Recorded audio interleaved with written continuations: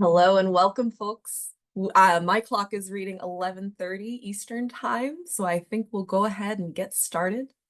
And we want to kick things off with a very warm welcome to the Library Evidence Synthesis Services Symposium.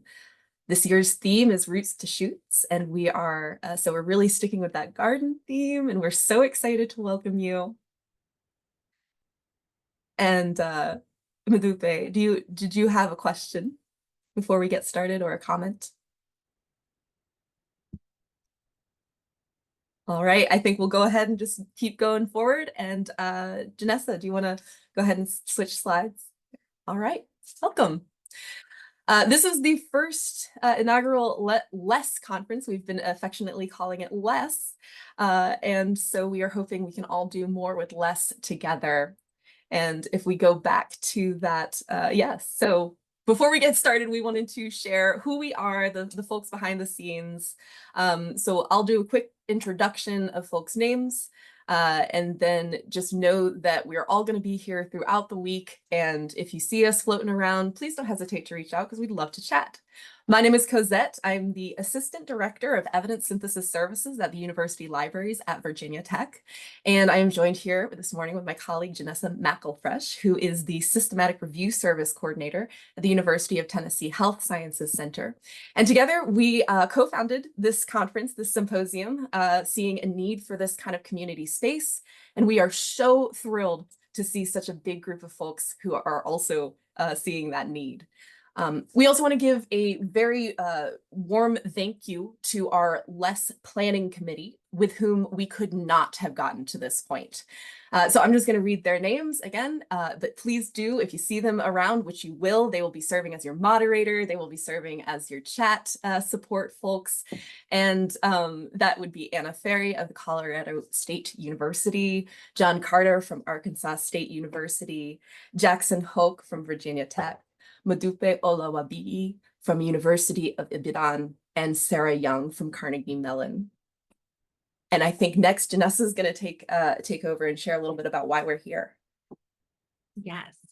So is our accidental giant conference. Welcome. Whenever we were conceptualizing some sort of gathering place for individuals who not only teach evidence synthesis methods, but who are involved in library settings in creating entire services around these methodologies, we never anticipated to have this much feedback and this much interest. We created this out of a desire to connect all of us evidence synthesis service providers, regardless of what discipline you work in, whether it's health sciences or a different field, years of experience you might have, whether you've been around a while or you're just dipping your toe into these waters, or essentially your professional development budget. We wanted to make sure this was inclusive and accessible because each individual supporting evidence synthesis has knowledge to share with us. And it's our hope that this event will allow the diverse community of professionals who have gathered here today to learn from and support one another. Now, that being said, I wanted to share a little bit of data about who's here today. As people who work in library or information settings, who work in evidence synthesis, the data is the real heart of our community. This was from last night, and these numbers have already changed. Last night, we had 973 participants. Before we started this session, we were up to 995. Now, we laughed whenever the team said we have a limit of 1,000 people. We should not have laughed. We're going to hit our limit fairly soon.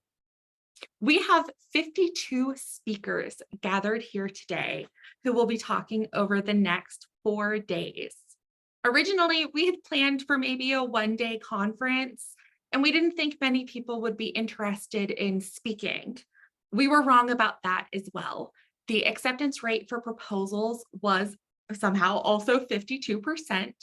And I will share that 90% of presenters had to change their presentation type so that we could fit in as much as we could.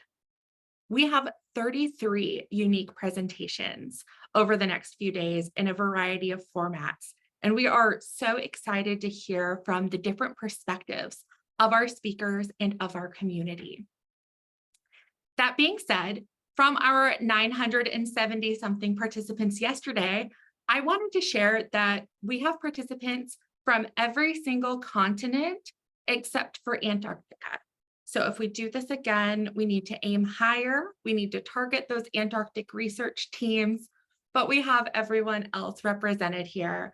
The majority is in the United States, Canada, Australia, the United Kingdom, New Zealand, but we have representatives from South America, Africa, Asia, everywhere else you can think. Whenever we're working this community, this is from our first 686 responses before we set the Zoom platform live. 96.6% of us are currently working in library or information settings. That's important. This is impacting our day-to-day life and our jobs. We also have retired or emeritus individuals here, students, publishers, graduate students, working in sales. We have library leaders and we have newcomers to the field here. So we have a really broad range of individuals working with evidence synthesis in their settings. And finally, how is the LESS community supporting evidence synthesis? We asked a question of our first 686 registered individuals. Do you support evidence synthesis projects in your roles? Of these individuals, 21% said, yeah, I do support those projects and I coordinate some form of evidence synthesis service. 25.9%, so another quarter, do support a service, but they're not the coordinator of it. 38.5% take these on as individual projects only, without a service supporting them. And that's really important because the rest of the individuals, over half of our community, do not have a formal evidence synthesis service, either now or yet. My favorite response that you can see in the key to the right is not yet, but that comes with the implication that you're working on it, you're gathering information, and that a community of people such as that we've gathered today can be a really great tool in supporting you to develop a service that is sustainable. And with that in mind, I'm going to talk a little bit about one of the foundational aspects of this symposium.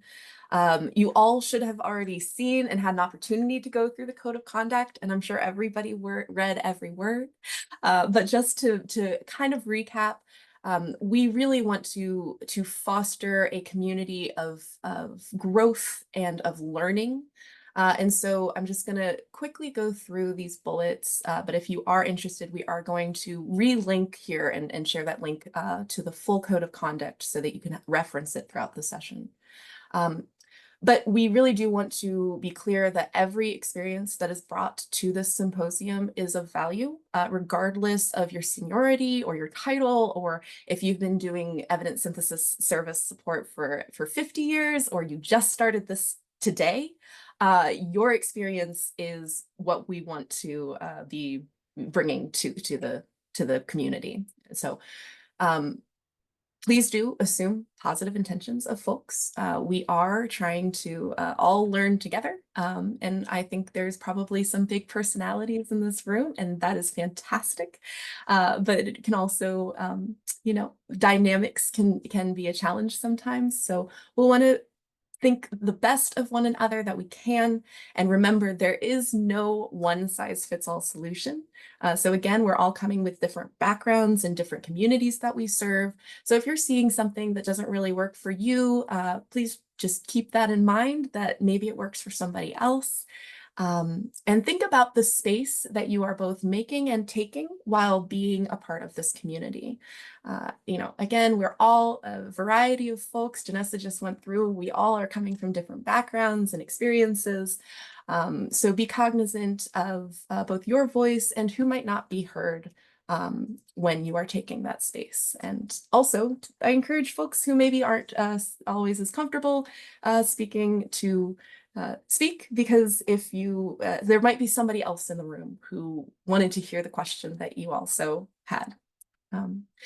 Keep in mind that we are a community, so we can't individually uphold these code of conduct solely on our own. It takes all of us to be working towards these ideals.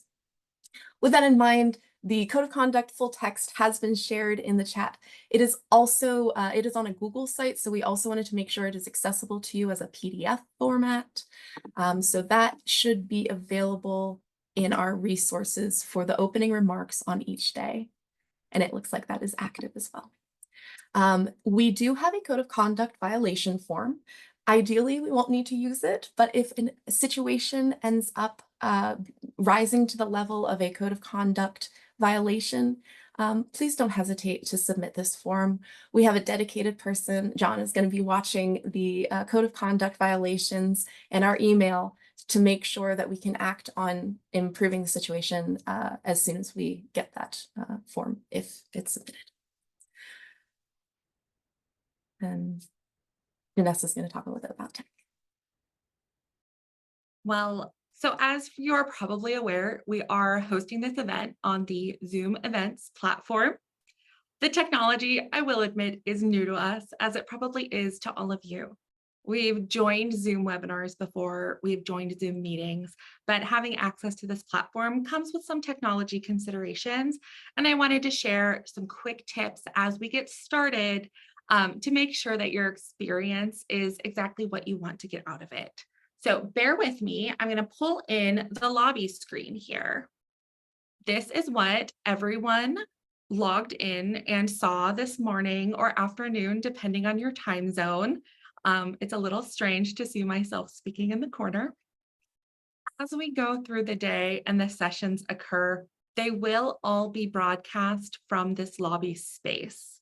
As you can see, as they're live, this is happening now in my sessions list, and it will be broadcast here with audio, captions, language options, and other settings for you.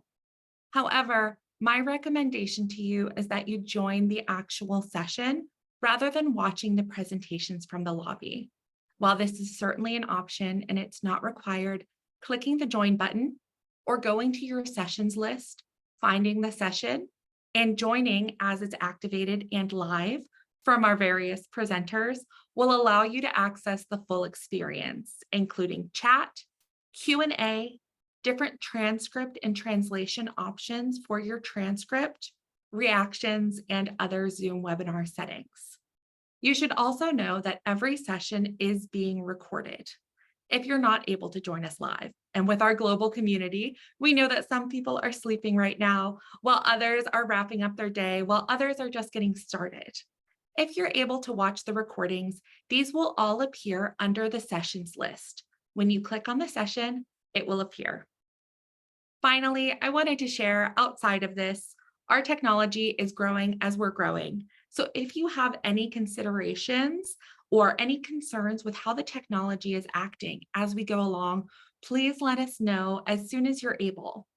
In the lobby, there is a chat window. As I mentioned, and I can pull that in again, the lobby is the place to view different settings, but not necessarily to join the sessions. In this chat window, we can see lobby chat is happening. We have some questions here and new messages happening. We are keeping an eye on it, but it is not our primary concern, nor is it the primary concern of our moderators. Our moderator team, our planning team, as you can see, Anna's gotten in here for this session to talk more about our experience. We are not going to be monitoring the lobby chat during our actual sessions, such as this, during our keynote speech coming up, or any of the other content sessions happening. If you have questions or want to participate in those chats, please join the sessions themselves via the join link or the sessions list, and that will let us connect you to our presenters most easily. We'll try to get to lobby chat when we can. I've had some fun in it so far, but we want to make sure that we have a dedicated space for connections with the presentations and presenters. We'll share our email address. It is a Gmail address for this conference in a few slides, but as things come up or you wish us to follow up on things, that will be the quickest way to connect with our team and make sure we're able to address your concerns.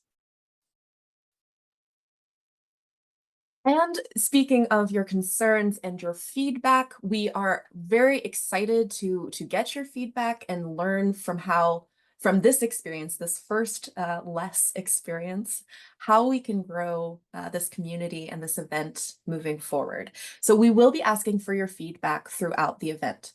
The screenshot that you see here is a glimpse of the session feedback form that you will be brought to after closing your webinar window from each session.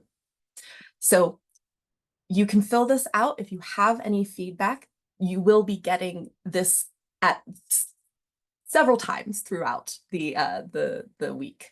But the thing that we really want to encourage folks to fill out is our final feedback form. There are a few extra questions in here that we are going to use your responses to guide the future of this symposium. So please be on the lookout for this form. Please give us feedback throughout. And you're also, as we've mentioned throughout this set of opening remarks, you're welcome to just talk to us as well. We are trying to grow this community or foster this community. So feel free to just reach out if you have any immediate feedback for us. With that, we'll go ahead and say thank you so much again for being here. It is an immense privilege to be able to have this conversation with you all today, to be kicking this off for the next 4 days. And I am now going to ask Jess to just go to our last slide, and we will introduce our keynote speaker, Amy Riegelman. Amy Riegelman is a social sciences and evidence synthesis librarian at the University of Minnesota, where she is library liaison to 4 departments and co-chair of the evidence synthesis services. She is co-PI on an IMLS grant to train librarians outside of the health sciences on how to support evidence synthesis methods. She is incoming convener of the ACRL interest group for evidence synthesis methods. She is involved in the Campbell collaboration as a member of the information retrieval methods group and serves as the information specialist for Campbell's disability coordinating group. She is also the associate editor of the journal titled Research Synthesis Methods. And it is truly an honor to introduce Amy, as she was one of the aspirations for when I first started working in evidence synthesis as a librarian. So I'm very, very happy to share that she is our keynote, and she will be taking over talking about launching and sustaining an evidence synthesis services from slow drip to ripple effect. Amy, when you're ready, go ahead and take it away. Take it away. I'll stop sharing my screen, and thanks for tuning in, everyone. Let's give it up for Amy. Hi, everyone. Okay. Get my slides going. Thank you so much for that introduction. I'm so honored to be here. While the speakers and leaders of this symposium seem so relaxed in their opening remarks, I have, from having planned symposiums and conferences before, that it's so much work. It's an incredible amount of work. So I'm so appreciative of you all, because I know there's a lot going on behind the scenes. I'm really looking forward to this week. The program looks amazing, and clearly, by the number of registrants you've had and the global reach, there is a need, right? We're craving this community and continued learning and conversation around this.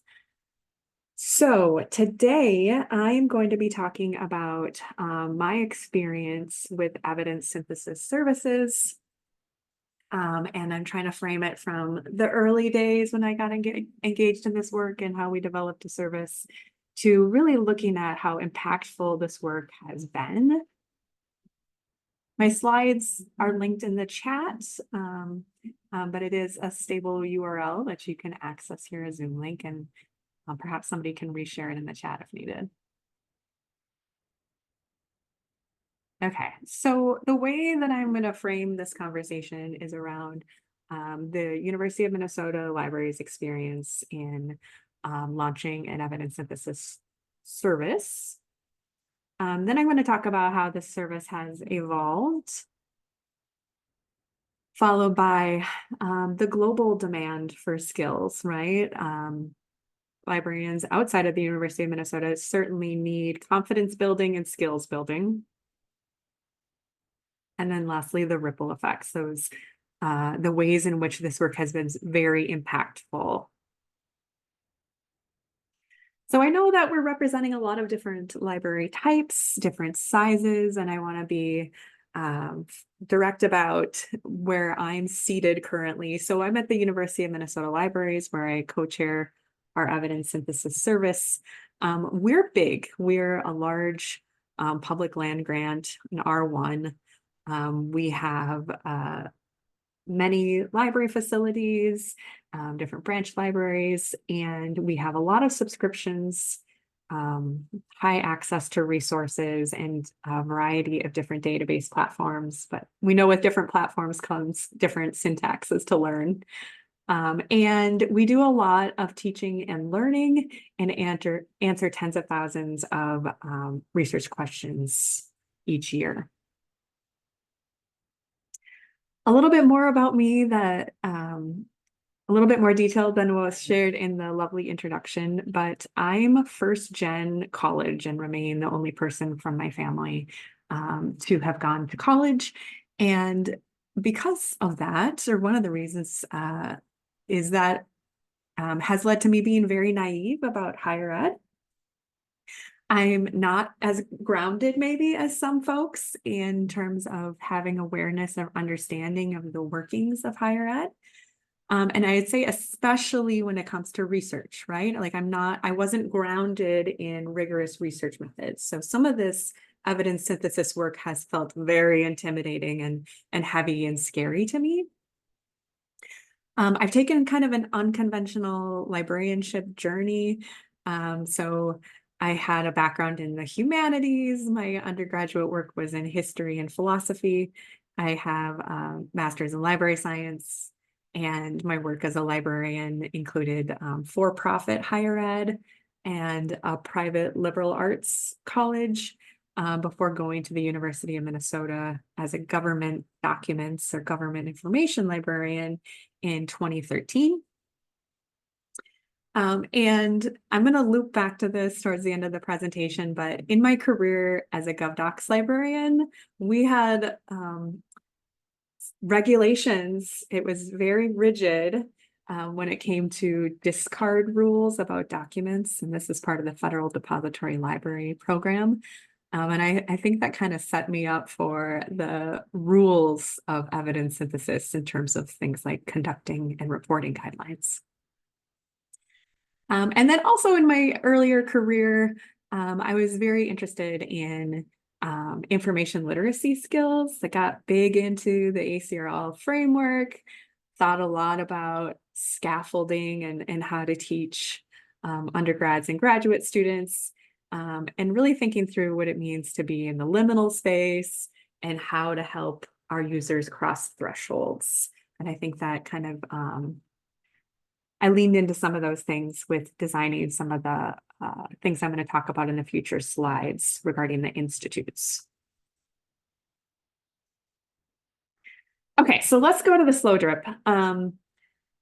As the liaison to 4 social sciences departments, educational psychology, psychology, child development, and speech language and hearing sciences, I started getting requests for support for systematic reviews. And at that point, this is in the mid-20 teens, I was not even conversational about evidence synthesis. So the requests were coming in to support these methods, and yet I had to like Google what a systematic review was. So really starting from zero here. And I felt very intimidated and lonely, and felt what I think probably a lot of you have felt with like imposter syndrome, and it can be like debilitating and prevents us from moving forward and learning when we're trying to do things perfectly. Perfect is the thief of done, right? So I found that to be debilitating. And in regard to my specific disciplines where I was seeing the requests come in was primarily in educational psychology. Eventually I had conversations with my manager where I expressed like, this is happening. I feel very unprepared and unaware of like at what level I should be supporting this work. And my manager at the time let me know that there were some librarians across the university's library system at Minnesota who were also getting requests. So I'm glad we were able to have this conversation. I didn't feel as alone once I found out there were critical reviews as part of the coursework and social work. And my colleague supporting agriculture and nutrition was also seeing these as well. And we also had a service in the health sciences that I was largely unaware of. Like I hadn't really had to think about this service that already had pre-existed in the health sciences. And at this time, we were pretty separated. There was more of a divide between the health sciences libraries and everything else. And some folks were actually kind of circumventing their liaison, like some of my ed psych folks, and going directly to the health science service. So they were emailing me directly, and then other folks were also going directly to the health science service, in which case those health science librarians were coming back to us and saying, how would you like to be involved in this? Do you want to be involved in this? Are you trained on these things? And they were nice about it, but in retrospect, I bet they were thinking like, get your acts together. We can't be doing these reviews for you all. Like we have enough going on over here in the med school, in public health, etc. And we cannot be doing the educational psychology reviews. So let's get our act together, guys.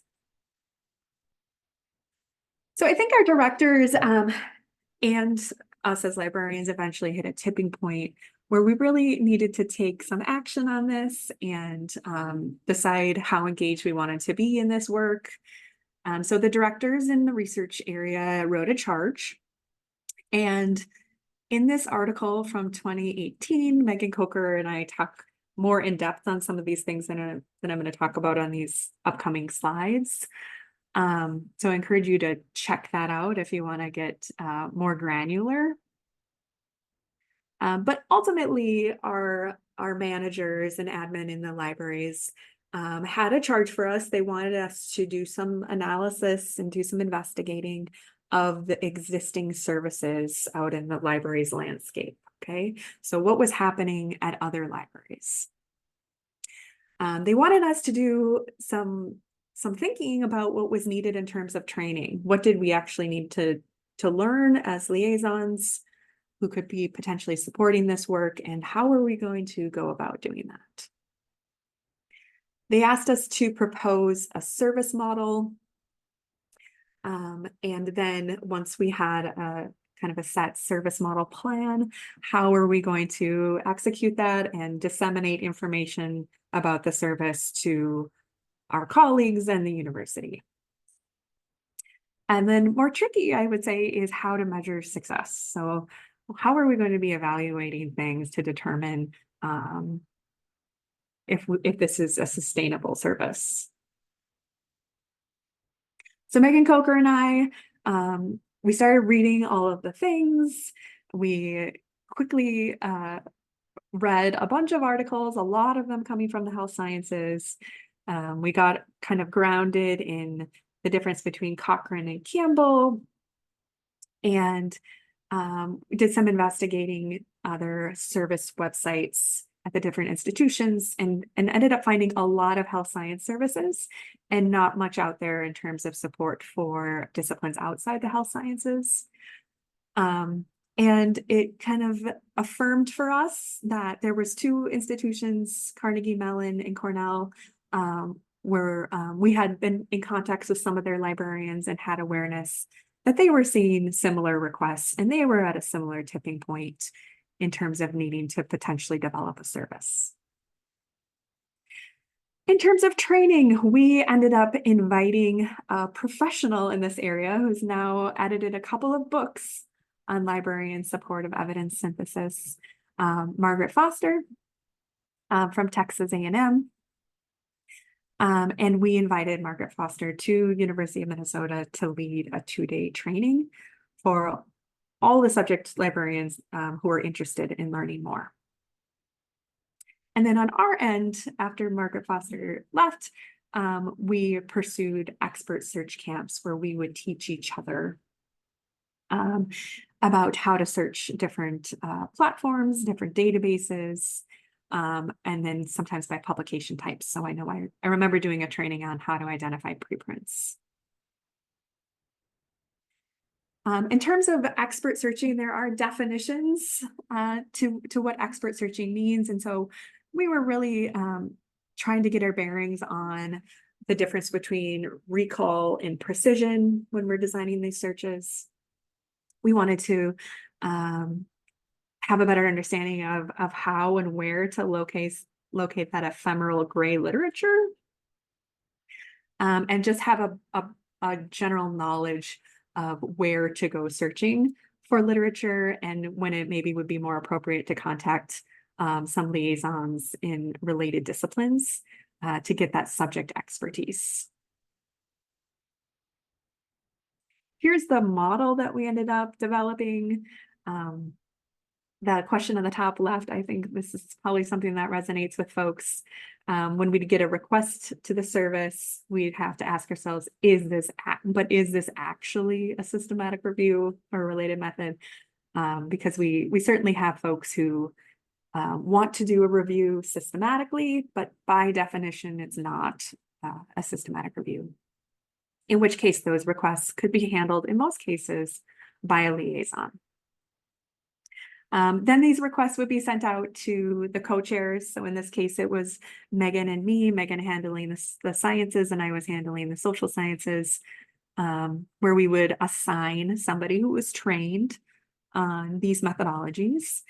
And we paired them with a reviewer or an apprentice, somebody who could shadow this work and give feedback on searches and help us feel more comfortable in this process. And then sometimes the involvement of a subject liaison, if it made sense. With these teams, we would share information like the guidelines, and then we would pursue developing the search methodologies, make sure that we're documenting them well, and then submit the manuscript and get it published, right? So this is kind of an early look at what our thought process was.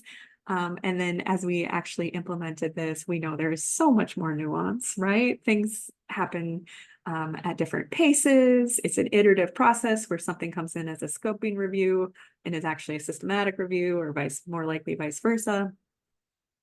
And so there's a lot that happens in between these arrows, which led us to future revisions of this flow chart, which I'll talk about. We wanted to make sure that the communication went out to our library staff. We didn't want liaisons to be surprised. Emails from their faculty asking about this service. So we needed to make them aware that we were starting this pilot service. And we actually did some visits to other departments to make sure folks were up to speed and knew where to ask questions if needed. We made our faculty aware, but we were very cautious about doing this. Cornell, our librarian colleagues from Cornell made us nervous about doing this. They said, you can't talk about the service, you'll get too many requests. So we did this very intentionally and cautiously. And we did some target marketing. We used Web of Science and our research information manager, Pure, to identify which faculty and researchers were already engaged in these methods, with or without the work of librarians. And then once our service was launched, we were able to target them. So I think that was a good exercise for us to gain familiarity with what disciplines were already supporting this or already pursuing these methods, and what individual faculty members. And then in terms of what we were planning to track and then hopefully eventually evaluate and assess, at the very least, we wanted tracking of total requests that were coming in. That was fairly easy to track via our form. We wanted to do some sort of time tracking, which has kind of evolved over time. We wanted to capture of these requests, where are they coming from in terms of departments and schools, and also requester status. Are these majority graduate students versus faculty? And then the level of service that they needed. Like, were they hoping this is a consultation situation, or were they wanting us to be involved at a deeper level?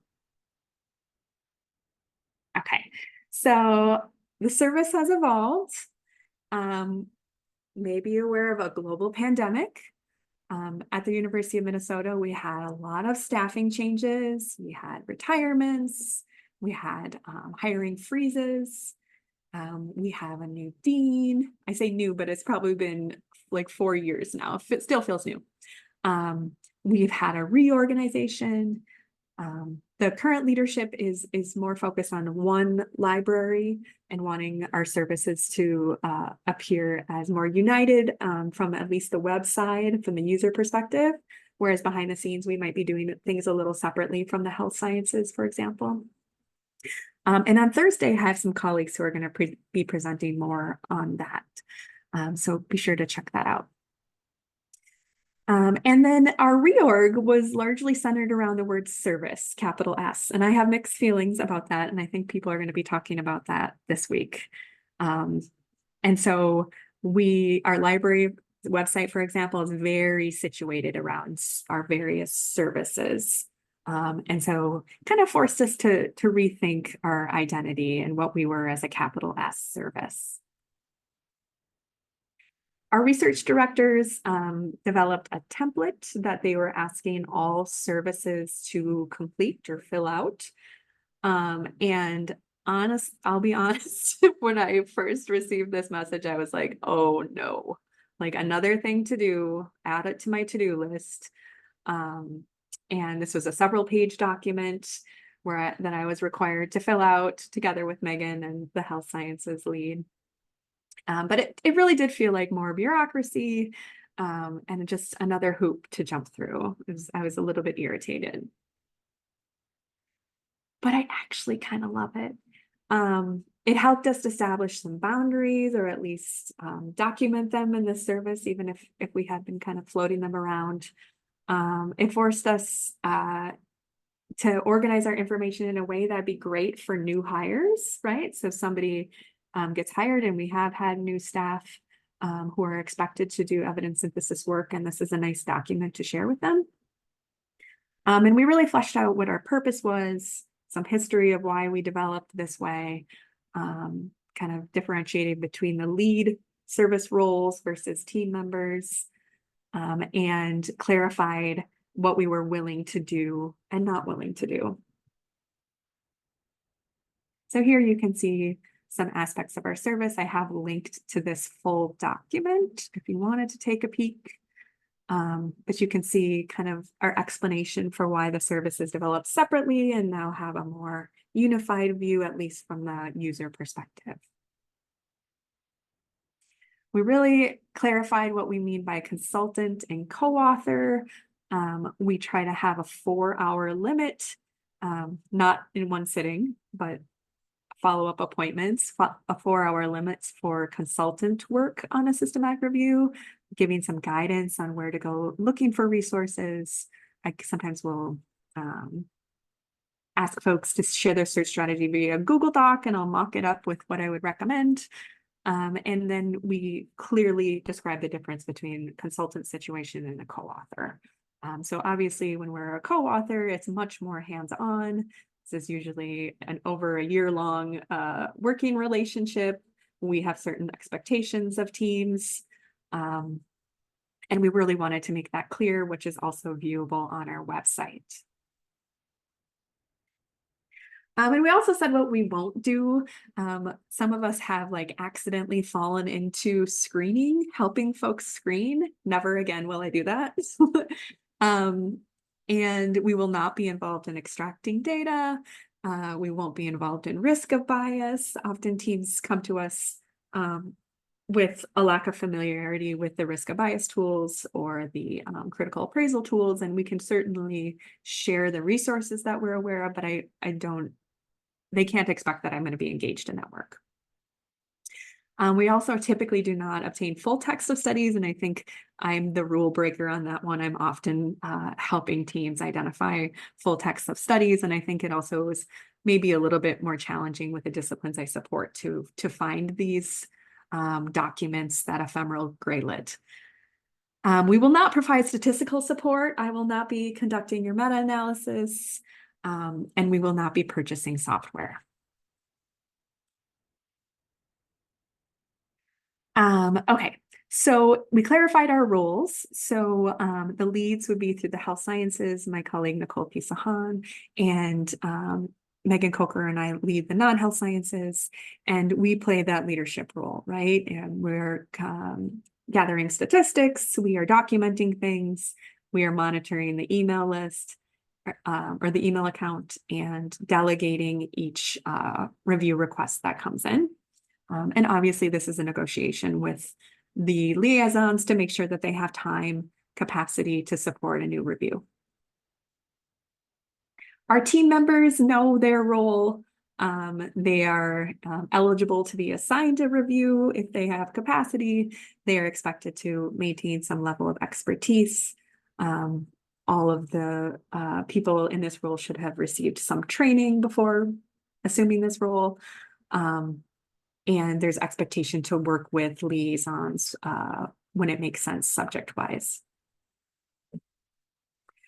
Subject liaisons, I feel like there was some tension or uneasiness around folks not serving on this team, but perhaps might be getting questions.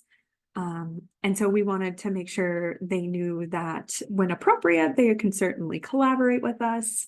And perhaps if they're comfortable, they could even take the lead on a request, and we might need to have conversations about bringing them on board to the team, making sure they're in the loop on things like updated guidelines. And then we had some support staff who play really important roles in terms of sometimes helping acquire those PDFs or submit interlibrary loans, depending on the situation. Could help us with deduplication, help us keep records. We have sometimes have these folks add things to our Airtable account where we have kind of tracked the progress of reviews.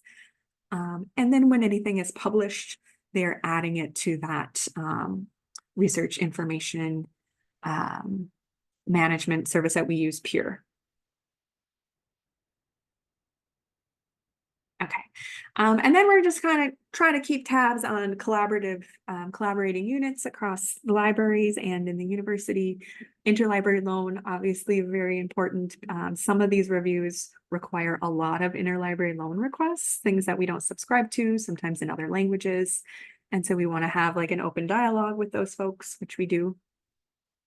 An external collaborator, when we are refusing to help somebody with their meta-analysis, we could direct them to our biostatistical center, which has some free offerings, but some fee-based. I think at a later date, when we update this template, we might add collections, because it certainly has come up recently that we should, consider modifying a subscription, adding a segment, switching to a different platform for systematic review reasons, right? We have kind of favorite platforms that work really well for evidence synthesis, and others that don't. And so if it's not cost prohibitive, we might want to make those changes. So that's an important dialogue as well. And so our model ended up changing quite a bit to look more like this. We have these requests that are submitted. We need to distinguish between health science and non. We have that moment where we need to make sure that it is actually truly an evidence synthesis method. And then it proceeds through the flow. We have conversations with these teams in order to have a better idea if this is a co-author situation or consultant. We develop the search, and then not everything gets submitted to a journal and not everything gets eventually published. So that's why I have the crossed fingers there. Okay, so I'm going to change gears a little bit to a similar but related topic. of the need for training globally. So we did this training at the University of Minnesota for our own staff when we invited Margaret Foster in. But meanwhile, we kind of noticed that the existing training being offered, at least at that time, was very health science focused. We had Megan who attended the Pittsburgh training, which I don't think is currently being offered. There's a University of Michigan, great training, which I think is still happening, but has a health science focus. There was webinars and a lot of conference sessions from the Medical Library Association. But from having attended some of those, they were awesome, but they could be expensive, right? So that's not always available to folks. And so we felt like there was kind of a dearth of training for folks who were very intentionally needing training specific to outside the health sciences. We also lacked community. So that's why, one of the reasons that so many of us are attending this week is that we're seeking and craving that community. And that's a community that seemed to exist, at least somewhat, in the health sciences from my observation. The expert searching MLA listserv was super active, and I was there as a lurker. There were these conferences, sessions being offered, and webinars, and there was a very active social media presence with that MedLibs hashtag being used. And I was kind of envious of all of that community and feeling like I didn't have that for the disciplines that I supported. So skip ahead, lots of thinking went into this. Megan Coker as a PI and I was the co-PI, partners with colleagues and from Cornell and Carnegie Mellon. And we applied for this Laura Bush 21st Century Librarian IMLS grant, and we ended up getting the funding. So this was around 2019. We actually received the funding in 2020. We all know what happened in 2020. So what we had budgeted for and written out this nice grant application for was for in-person institutes. So a lot of the funding was going to cover flying in the attendees, hotels, instructors that were having to be flown in. And so things had to change very drastically. And so with help from IMLS, we made some adjustments. We did a lot of rebudgeting, and thank you to Megan Coker for doing the bulk of that. And so we did some videos. We interviewed subject experts who had worked with librarians in the past and had great experiences. We paid an instructional designer. We had an instructor team that we had built that were globally represented and some compensated within the rules of IMLS. And we purchased some high quality microphones. Okay. Now I want to get to the ripple effects of the service at the University of Minnesota, as well as the institutes. So the service, I mentioned Pure a couple of times, the Elsevier product. When we have a review that goes through the whole process and as a co-author, as a member of our service gets published, we add it to this page, our Experts at Minnesota page specific to our service. And so here you can see it's a nice way to capture our research output. I also point folks interested in our service to this page to say, here you can see some examples of things co-authored by librarians that have gone through our service. I think it gives us some credibility.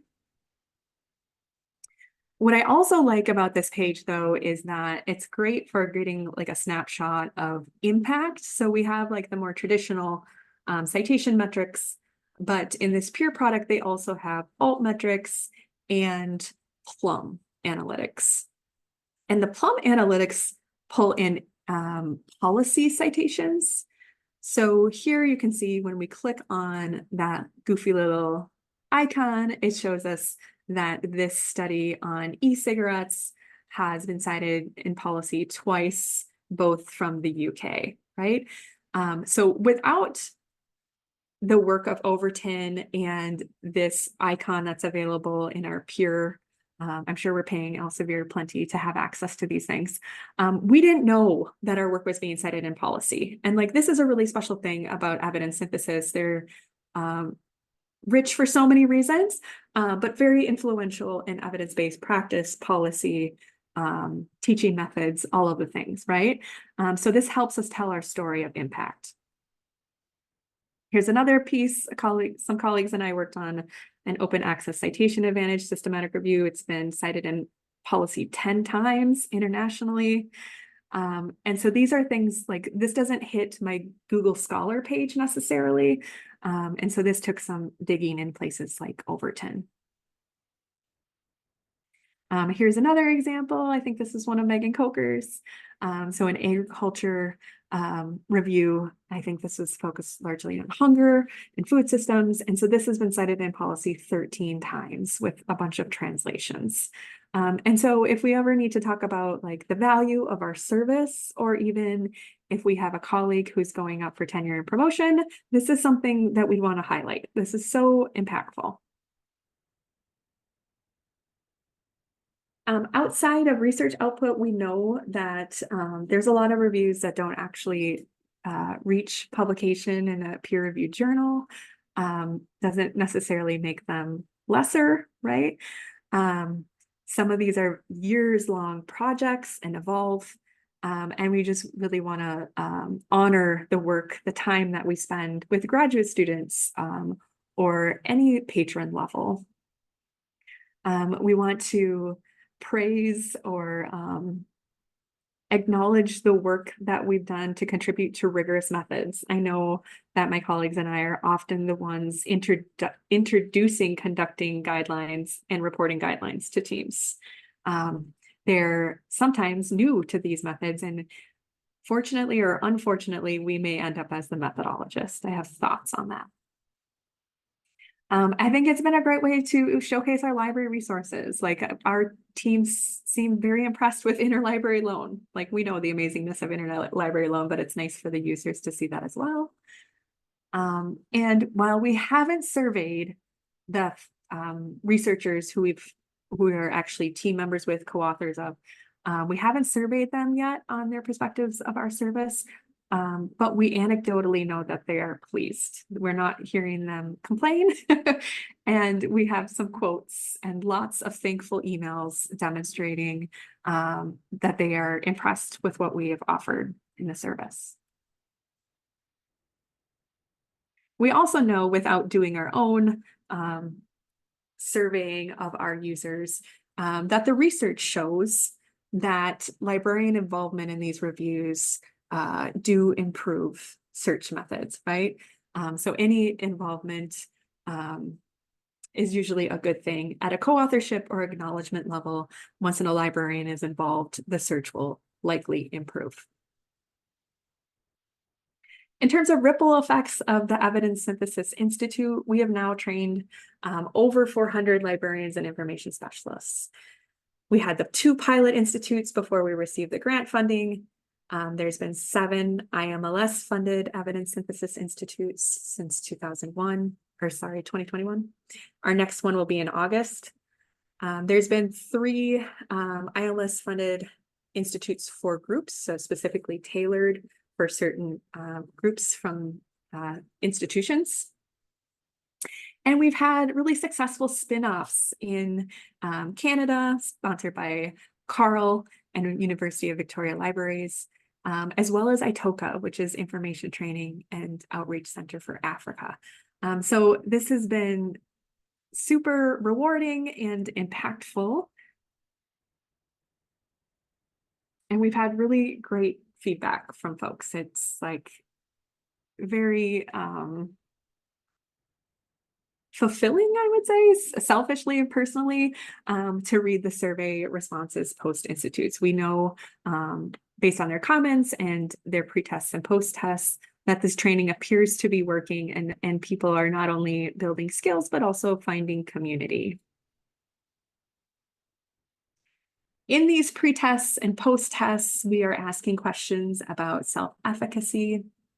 We are asking questions to make sure that they're aware of guidelines and how to find them, if they're able to design reproducible searches, if they have awareness of how to manage evidence synthesis as a process, and if their library is prepared to offer a service.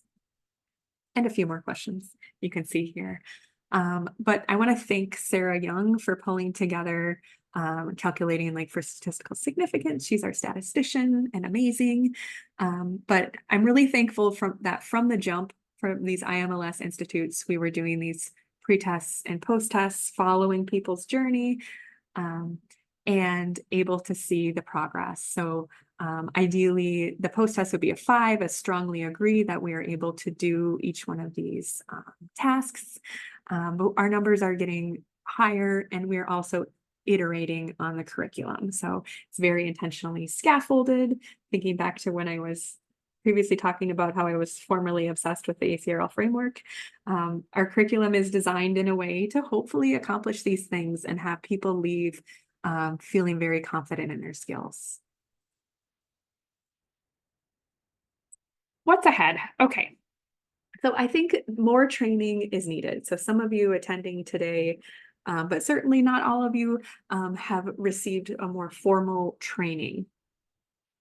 And there is still a demand. So for this upcoming August training, we received so many more applicants than we're able to support. We screen these applicants based on urgency of need, their existing knowledge gap, disciplines supported by the applicant, since we are intentionally focused on outside the health sciences, and the impact of the training. So will they take what they learned and train at their own institution or develop a community of practice? And so for this August Institute, we had 167 applicants. In the early days of the Institute, we had a ton of applicants too. And I kind of thought that we would be like more saturated by now. I kind of thought that we would have reached so many people that the numbers would go down. But we're not seeing that, as you can see here. There's still a great need for training. People are desperate for this. And so I think more training, this needs to continue because we're at a 30% acceptance rate for this upcoming August training. We need funding. So our IMLS funding, we're paying our bills from a recent conference, but our IMLS funding is really coming to an end here. So this next institute in August will be funded by the University of Minnesota, which we're so thankful. There will be another institute in March, also in this virtual environment, funded by University of Minnesota, but TBD upcoming after that. We're investigating different funding options, but we do have a lot of evidence that it is needed. We're also thrilled that we're able to take a lot of our curriculum and transfer it to an open online course. So think like a MOOC. It is free. It's called Evidence Synthesis for Librarians and Information Specialists. We've had a lot of beta testing in the last month or so, month and a half. And we're almost ready to share those details. It'll be very soon, like potentially in the next few days. This is a collaboration with Carnegie Mellon's OLI, Open Learning Initiative, who are pros at this. They develop courses all the time. And we're so thankful for IMLS money that we were able to rebudget and use for this purpose. So if folks aren't able to attend the Institute, this would be a great option. In terms of what's next, I think we need more data collection and analysis. So anecdotally, we know that people are hiring evidence synthesis librarians, and we know that librarians are having modifications to their titles and job descriptions, right? And I think we kind of saw a similar growth and continue to see a growth with data management librarianship. But this isn't being measured, and it's also very ephemeral, right? Like I've tried to track job postings, but then there's a lot of link rot. So I have to like print the page as a PDF. It's really hard to study that. And it's especially hard when people's internal job descriptions change. That's not necessarily publicized. So I think we need to think about how we track the changing job descriptions, the changing roles around evidence synthesis support. And I think we need not only skill building, but confidence building and community building. So we have evidence synthesis institute applications where they're really expressing a lack of confidence. And we are seeing in these surveys that there is a growth in confidence of skills when they're talking about self-efficacy. But we also see in these 6-month post surveys that the confidence kind of wanes a bit, okay? So I think that, if we're solo doing evidence synthesis work at our institution, or maybe working at a smaller library where you don't have as much a built-in community of other librarians doing this work, and can feel very lonely. So I encourage people to work to build a community, and hopefully events like this help. Okay, so remember when I said we were going to tie this back to government information librarianship? So back when I was a GovDocs librarian, I was really paranoid about retention requirements. So in the Federal Depository Library Program, they have these strict discard rules. So you basically can't weed your library without taking kind of extensive measures to make sure like a regional library has a copy. It's not like other library collections that you're able to like freely weed, okay? So your library administrator might say, we need this space of the library for like a new makerspace. Do something with this collection, right? In which case the government librarians have to say like, no, we can't remove it. And it's kind of anxiety inducing. And I went to a conference, the FDLP Depository Library Council conference back in 2014. And we were talking about discard rules, right? So I was kind of already like in a level of panic watching the presentation. And it was like, oh, about the regulations say this, don't remove items from your collection. And then this slide came up and it gave me a chuckle, right? So we have this anxiousness, this uncertainty about disposal rules of what you can discard from your libraries and GovDocs. And there's like this feeling that there's this government documents jail that you're going to get sent to. You're going to get caught doing something wrong, and you're going to go to GovDocs jail. And I laughed at this, the whole audience. And it really stuck with me when I'm paranoid about things in libraries, including evidence synthesis work, like following the guidelines, conducting guidelines, and following the reporting guidelines. Oh, what? My slide didn't go. Hold on a second.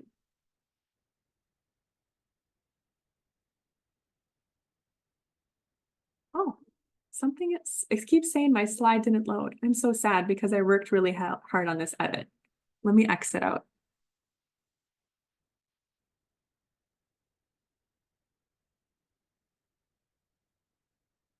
What the heck? We try again.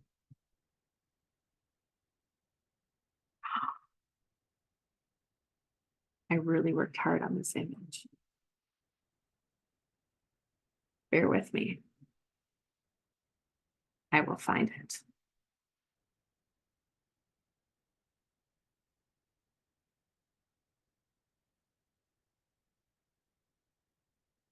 Here it comes.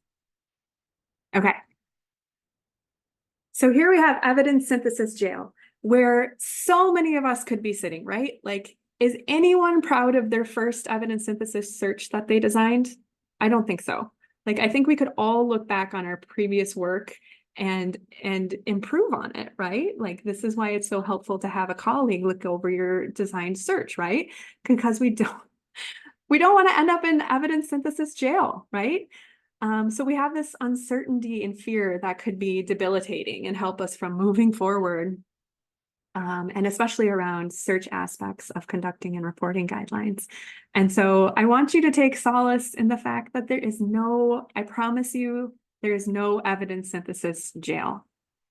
And so feel free to lean in on your training, lead in on that confidence building and community, and don't let it be debilitating when it comes to designing evidence synthesis methods. Okay, going back to my slide deck. I can find it. Here we go. I worked so hard on the image. I wonder why it's not showing up here. Oh, well. Okay, so to bring it on home, get trained or continue to be trained. Some of you have already been trained at an institute, but we know that that is a snapshot in time, right?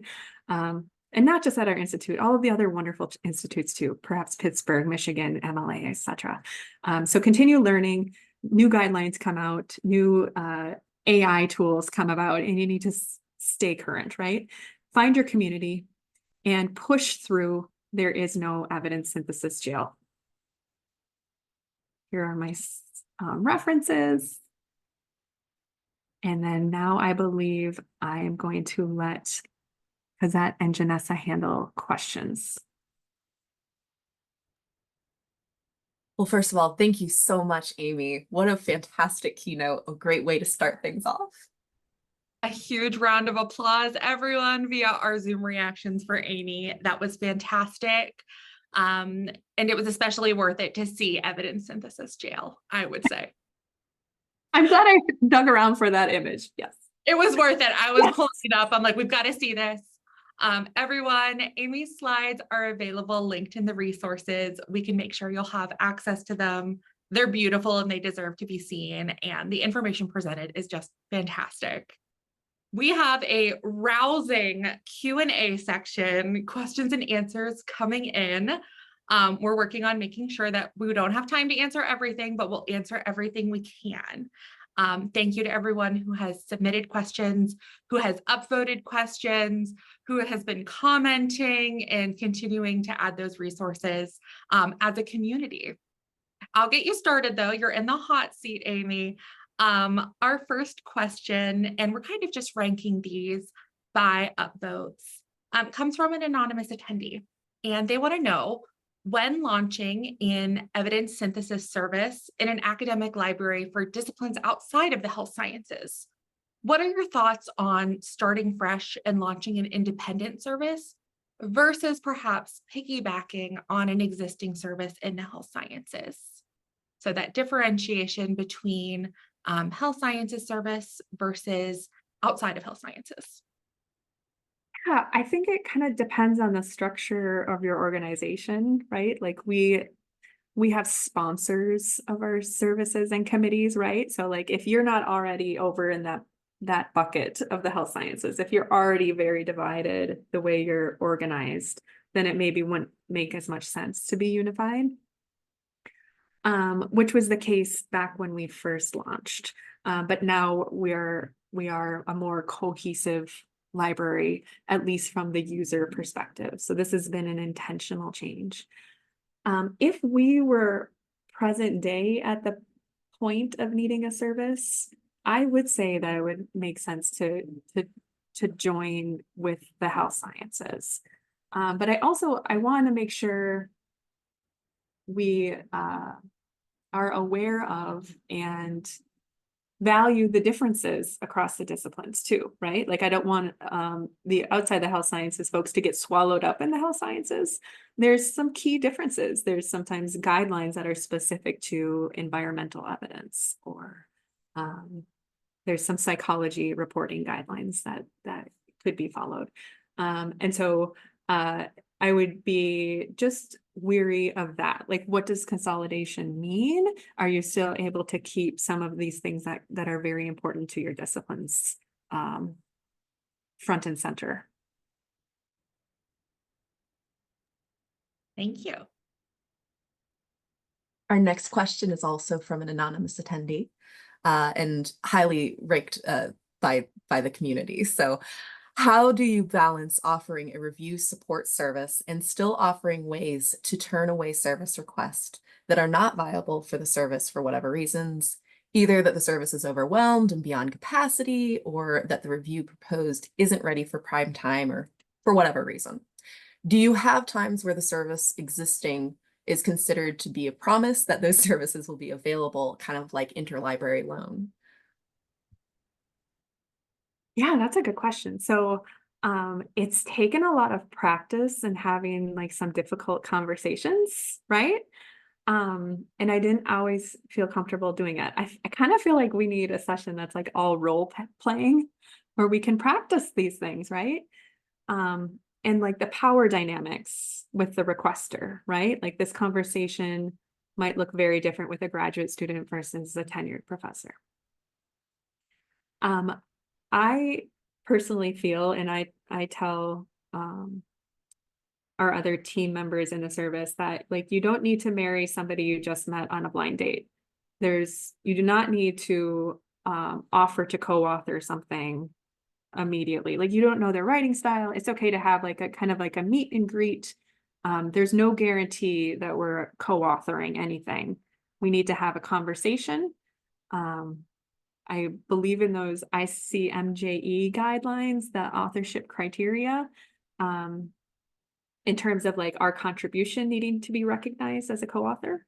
But there's also a responsibility there with the team needing to respect you as an author and make sure that you have access to the manuscript, for example, before it gets submitted, right? Like you need to be able to push back and you need to be able to exit the authorship team when and if needed, which Megan's done and I've done.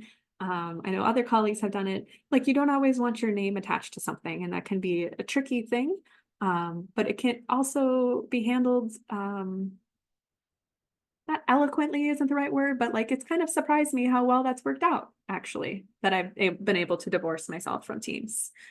But I also think we have to be careful because some of us are in different situations where maybe in like tenure and promotion where like you're desperate for publications, right? In which case you don't want to be like wasting your time on something that's not ever going to get published. I'm in a little different situations now that I am full librarian, and I don't necessarily need any new publications, right? But I haven't always been in this position. What else did I have to say about this? I think there's a lot of nuance with this question, right? These initial consultations with folks based on what they submitted could go in so many different directions. You could have a lot of red flags, or as my colleague Megan Coker says, orange flags. And the request form will kind of sometimes reveal those things, such as unrealistic timelines or a misunderstanding of what a systematic review actually is. I would say capacity wise, we have had folks kind of close down their, so speaking for the health sciences, we've had like public health will take a pause on their service, like no incoming requests. We don't have capacity right now. Whereas for my departments, I've kept the door open for new requests, but I will definitely push back on timelines. I'll say, you said you want this search next week, and I'm going to have to tell you that's not going to be possible. I can be involved in your project, but it would need to be 1 to 2 months from now. And they've seemed surprisingly open to that. That's wonderful and speaks to the value that you're bringing, I think. Love the idea of doing some role playing. And that took off in the chat. That'll be less next year. Welcome to our role-playing symposium. Yeah, yes. Costumes required. Yes, costumes. That's a really good question that came in that piggybacks off of what you were mentioning about capacity, Amy. Someone wants to know, how do you determine who has capacity on your team? So in terms of librarian capacity, is that done individually, or are there benchmarks you use to determine capacity? They suggested a max of 10 reviews at a time. How do you handle things when your colleagues and also in a supervisory position with team members who are maybe making these decisions? I think we are reliant on the team members disclosing, right? Like I'm leading from the side, I'm not their manager. So I'm not always privy to capacity. But when we approach folks, like when Megan and I are delegating these messages, we are saying, do you have capacity to support this right now? Right. And we try to keep a comfortable dialogue like that. Like this is part of relationship building where like I hope folks feel like we're in a trusting relationship where they could say, Amy, absolutely not. I cannot take any more on right now. And I think sometimes these conversations are happening with supervisors, and then that's what's led to closure, or closure isn't the right word, pausing of certain disciplines. But no, I'm not necessarily telling people you have too many, you need to stop. Because we're leading from the side. It just doesn't seem appropriate. And that seems a great way to enable individual growth of their awareness of their own capacity as well. Yeah. Can I add one more thing? Absolutely. I think we are having conversations, and we need to continue having conversations about when this evidence synthesis work is becoming a larger percentage of our time, and what could then be removed from our plate, right? So for me, what that's looked like is I'm doing less collection development than previously. It's a lot of that work has been consolidated budget-wise, and I'm following like evidence-based collection development, have some, processes in place. So it's less time that I need to spend on that. I'm doing less committee work, like I've rolled off of other committees, right? So I think some of this, whether or not people have capacity, could need to come down to evolving job descriptions, right? Or where we're acknowledging that this is a time commitment and can be really irregular, right? Like throughout the year, I might like for a week, like be doing all systematic reviews, but then the next week, not very much because those projects are on screening. So it's kind of irregular work, maybe a little tricky to measure and predict. But I think more conversations need to be happening with at manager level and looking at job descriptions. Absolutely. And awareness within our institutions of the work that we're doing and the commitment to it. Cosette, your turn. Yeah. So our next question is very similar, related to the capacity. So I'm going to go to the following question from Mary Beth. Has anyone seen a huge jump in requests after starting to publicize their service? We are also keeping our services close to the vest, but I'm curious if this concern about being overwhelmed is valid or imaginary. And I would also say I'm interested in your response to this. Yeah. I don't have it at the ready, but there was a presentation at the recent Evidence Synthesis Institute conference that kind of addressed this. I believe it was Shannon Plummer, but talking about like how great it is to have a demand. Like, would we want the opposite of nobody interested in this? No. So we should, take strides to not turn people away necessarily and not be afraid of demand. But yeah, I don't know. I guess ours is a little bit imaginary with being unsure if promotion of service does like immediately increase your requests. I think a lot of our requests are word of mouth, where faculty are talking amongst themselves and saying, hey, that research project you're working on, that's something that I previously worked on with the librarian. You could contact them. So yeah, I think it might be a little imaginary and something to think about. Definitely. Thank you, Amy. Switching gears just a tiny bit. One of our anonymous question askers says, thank you, Amy, for opening up about imposter syndrome. I've been facing imposter syndrome in my career working in libraries. Are there any certifications, training, and continuing education opportunities that helped you face imposter syndrome in the area of evidence synthesis and systematic reviews? What opportunities do you recommend? Or if not, what other things have helped you out? Yeah, that's a good question. I think candor. So like one of the things people like about the Evidence Synthesis Institute, according to the comments, is how open and honest we are about our previous interactions with faculty. And we talk about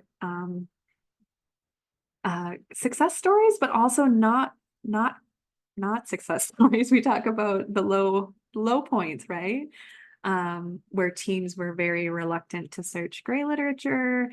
They pushed back against rigorous methods, like wanted to do a systematic review, but refused to do quality appraisal, like difficult conversations we've had.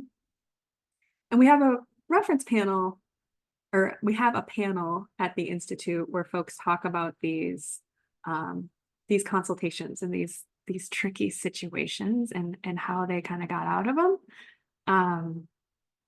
I think that candor has been really helpful for me personally in my career growth. Like, the darkness is the loneliness, right? Like when other people are like, oh, I had this, crap situation come up recently. I can't believe so-and-so talked to me, a faculty member talked to me that way. That I find really helpful because I'm like, oh, it's not just me, because it felt really lonely. Yeah, talking through. And then I think like the role playing could really help in things like this too. Like we could have a bunch of scenarios and people could be like, oh, I didn't realize that this was not just me going through a scenario like this. This is happening. And here's some ways that we can maybe have these conversations.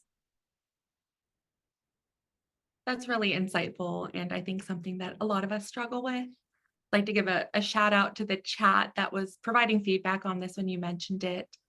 Elle Covington in particular said that their first library mentor told them, whatever you can provide will improve on what they do without you, which is motivating and kind of a reminder that we're able to give a lot no matter how low we might be feeling about our capacity to provide. Yes, and the research shows that too, right? Like any involvement, acknowledgement, or authorship level of a librarian improves the reviews. Yeah. And we're all growing and we're all learning and working toward improvement, right? Our next question is from Mary Lou Clem. Where are the library schools in all of this? Are there any MLIS programs that teach these critical skills? I am not aware of any, and that really surprises me.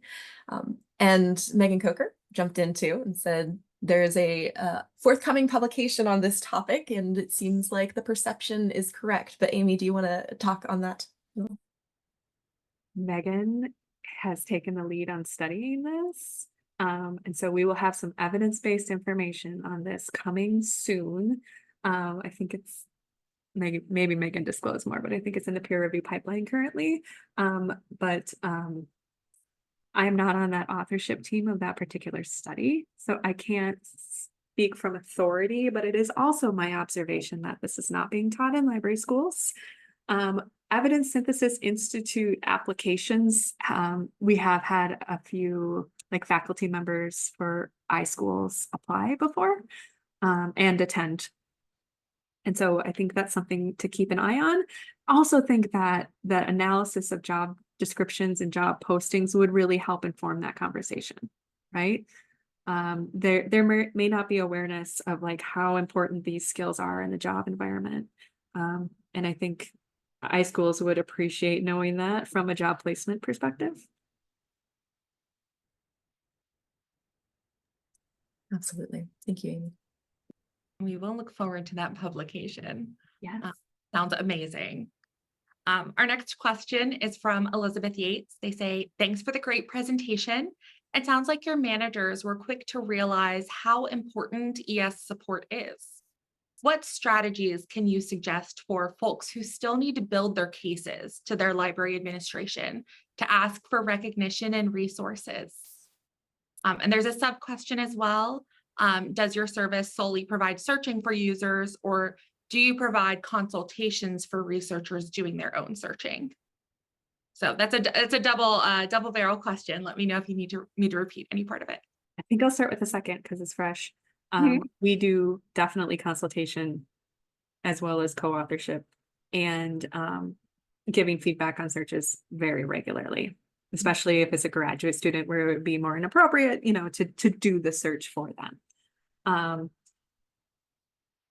Question prior to that was? Yes.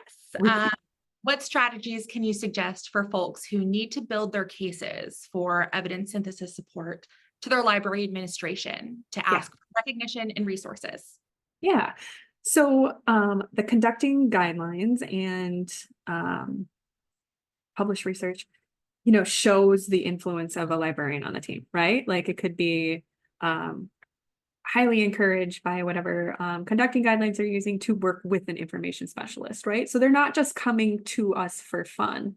They're sometimes coming to us because they're being told to by an editor, right? Or they maybe are in protocol stage and getting feedback on their search and being told that it's lackluster and that they should work with a librarian. So I think it helped for the research directors to be told that, and we kind of grouped that, like, here's what Cochrane says, here's what Campbell says, here's what, I think at the time it was AHRQ or IOM. Here's what they're saying in terms of telling folks to work with a librarian. And so we need to be ready for that, right? And then also pointing to those articles that talk about the benefits of working with a librarian to have these methods. And then I think you could go full circle to talk about impact too. Like these are highly cited. Pointing to some of the resources out there. There's certainly a lot on evidence-based medicine. But also evidence-based policy, evidence-based practice, evidence-based psychotherapy, whatever your liaison role or roles may be. I would highlight that.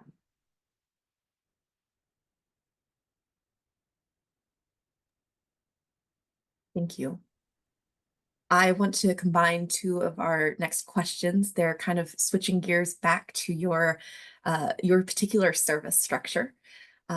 So apologies if you've mentioned it, but I missed it, but how big is your team and how many SRs and how many can do SRs and how many cannot do SRs?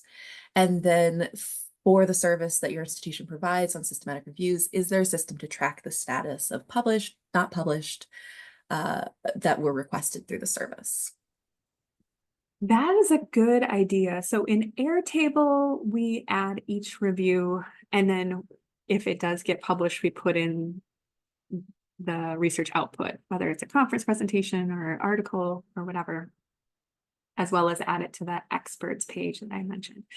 So I suppose we could do some analysis in Airtable to compare things that don't reach publication versus do. It's a little tricky though. If you're currently involved in this work, you'll know, like, you think things are dead, you think these projects are gone, and then they come back, right? So like, at what point do you measure that there wasn't research output? I think that's hard because it could be like 6 years, long time.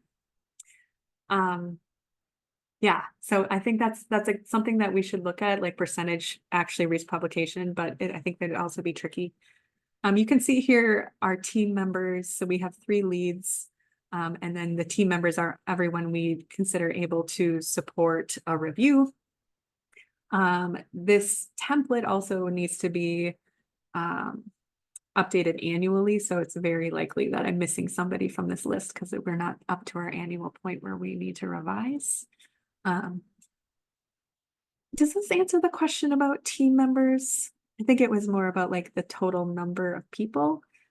Some of these folks are like professionals, like Andre has been doing reviews for a long time, right? Doesn't need very much hands-on attention, I'm assuming, in the health sciences, whereas some of us are newer and are still shadowing and really learning the ropes, or might be planning to attend a training, in the future, and is doing more hands-on stuff now. I like to bring people into my meetings. If they're new to systematic reviews, I'll say, I have a graduate student who needs help on a review. Would you like to shadow that meeting? And then I'll always double check with the graduate student. Yeah, so I think that's kind of helped bring people up to speed. Absolutely, that makes sense to me. And that perpetual issue of tracking output, right? Mm-hmm. And there's lots of reviews. Another thing with the shadowing, I think that's really valuable for confidence and imposter syndrome, to like actually watch in real time how somebody has these conversations, right? And it could be like video off. They're really just there observing the Zoom. And I think Zoom is like, makes this really easy too. And I've had people from other institutions ask to shadow appointments too, just to gain familiarity with the process. That's a great Thank idea. you so much, Amy. We have 1 minute left in the session, so we'll wrap up the Q&A there.